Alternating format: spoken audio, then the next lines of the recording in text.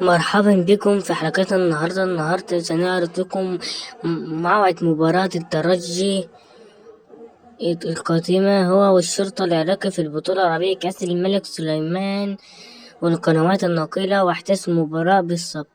وبس قبل المباراة لا تنسى أن تصل على سيدنا محمد وأن تتابعنا أو تشترك في القناة على اليوتيوب أو تكون من متابعين قناة كونتينيو. يسعى الفريقين لحسم النقاط بعد خسارة الترجي وفوز الشرطة العراقي في ويجب على الترجي أن يفوز على الشرطة العراقي من أجل أن يصعد يضمن الصعود، من أجل لو خسر كمان مباراة سوف يهبط ولم يصعد.